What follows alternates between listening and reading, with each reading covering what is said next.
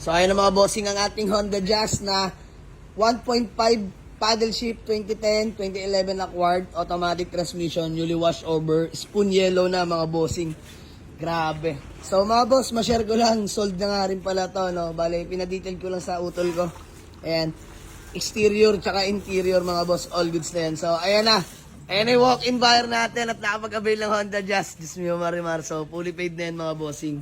Napakagwapo na ng Honda Jazz natin. Let's go. Tina-check na lang ni Sir yung ating Honda Jazz. Napakagwapo talaga. Binaba ko itong maaga para maka-car wash at ma-detailed interior. So, grabe yung mga walk-in buyer. Gusto pang habulin to. Pero mga boss, di nila alam. Sold na po kahapon pa. Pinuli paid na agad ni Bossing. Sir, kamusta? Okay lang po. Gwapo? So, legit first owner yan mga Bossing. Since 2010 na ni-release. First owner mismo na pagkuhanan natin yan. So, shoutout kay Bossing. God bless po sa inyo palagi, sir.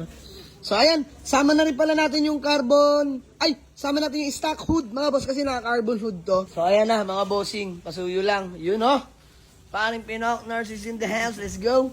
So, karga na lang natin doon sa likuran. So, 85k urig mileage lang to, mga Bossing.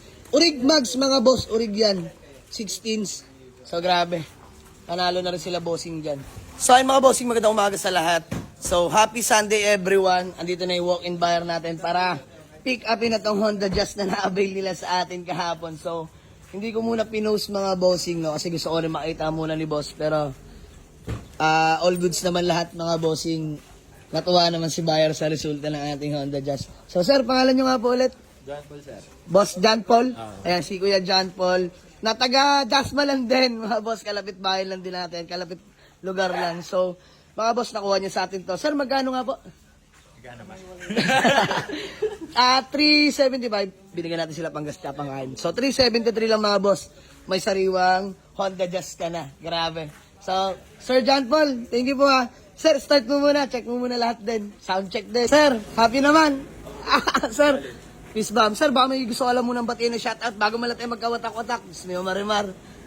Shoutout ko po yung pamilya ko, boss. Yes. Meron sa Bicol, meron sa Cavite. Ayan, shoutout din pala sa mga family and relatives nila, Sir John Paul, all the way from Bicol po. No? Saan po kayo sa Bicol, sir? Sa Kamsur din. Kamsur din. Ayan, mga boss, ang daming pupunta sa ating mga taga-Kamsur na nakakapag-avail. So, ayan, sir, maraming salamat ulit. Ikaw ang nagwagi. hindi na agad pinakawalan. Binakuran na agad mga boss. Actually, nung hinihimas pa lang to, tinatanggal yung mga sticker up, ando na sila, sir. Sa Urbanica. Pumunta talaga sila doon, inaktuan to. Tapos nakita na yung resulta, wala na. Finish na. Pinuli paid agad mga bossing. So yun lang, maraming salamat. Taga-Dasma lang sila pero nauwi rin ng Bicol. So sir, picture lang tayo. Pinuli paid agad ni Sir John Paul. Ganun yung tiwalang binigay niya sa atin. Pero di naman natin sinayin yung mga bossing. So sir, hoping di lang to last transaction natin. Magkita pa tayo ha. God bless po. So ayan, marami pa silang mga kamag-anak na gusto mag-avail dito. Sana ituro ni Sir John Paul.